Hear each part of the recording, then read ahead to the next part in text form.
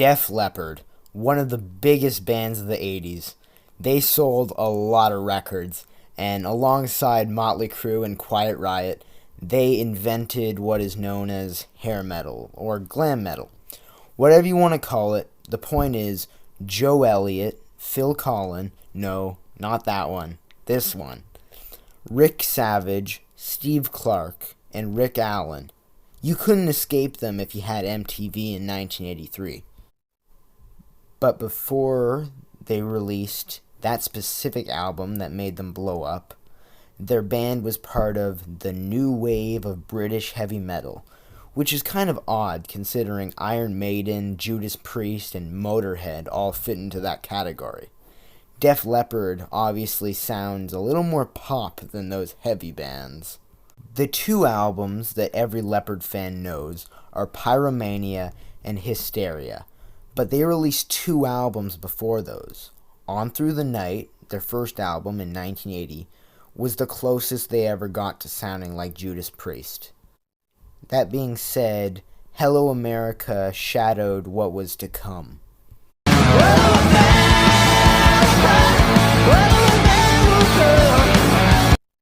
Their second album, High and Dry, leaned into the hard rock territory rather than metal. They were actually accused of being AC/DC copycats. And it didn't help matters when you look at that album's credits and see that Mutt Lange, the producer of Highway to Hell and Back in Black, produced High and Dry. I love High and Dry. 10 out of 10 album, all killer, no filler. It's great. Give it a listen. Mutt Lange pushed the Leopards to their limits, and it showed. There is a great improvement from On Through the Night, and the video for Bringing on the Heartbreak gave the band their first push into serious mainstream attention. You got the best of me. You're bringing on the heartbreak.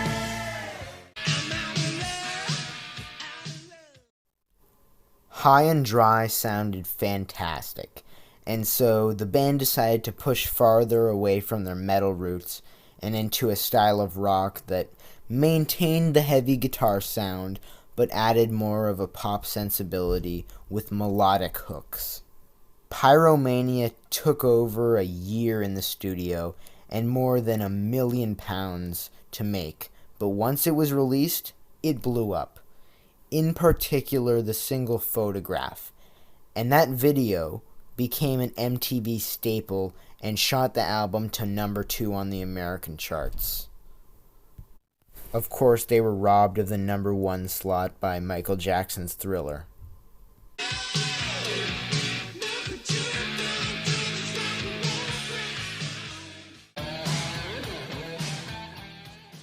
The album also spawned 3 other singles, Rock of Ages, Foolin', and Too Late for Love.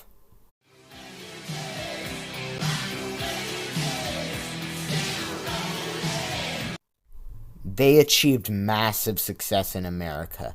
They've always been much more popular in America rather than in their homeland of Britain. In the Photograph video, Joe Elliott wore a Union Jack shirt, and that shirt became a very popular piece of merch for them thanks to that video in particular. After the Pyromania tour in 1984, drummer Rick Allen got into a car accident and lost his arm. The other Leopards decided to keep him in the band, and they went on to record Hysteria.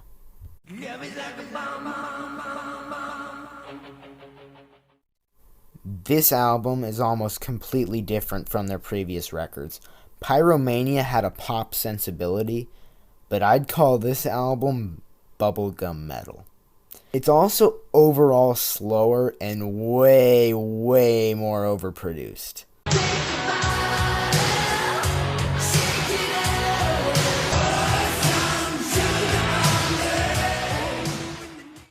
That being said, there is a reason this is one of the best-selling albums of the decade. The hits are undeniably catchy.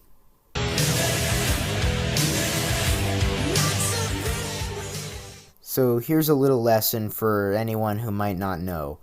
The Recording Industry Association of America deems albums with over 500,000 sales to be gold. Over 1 million sales is platinum. If an album has sold 10 million copies, it is diamond status. Pyromania and Hysteria have both sold over 10 million copies and are both diamond records. Because Def Leppard has 2 of them, it puts them on elite ground. The only other rock bands with multiple diamond albums are the Beatles, Pink Floyd, Led Zeppelin, and Van Halen. And these albums were back to back. Def Leppard's 80s output is overall pretty great, and with Pyromania and Hysteria, the band is on elite ground with legends. Tell me what you think in the comments below. Subscribe. Peace out.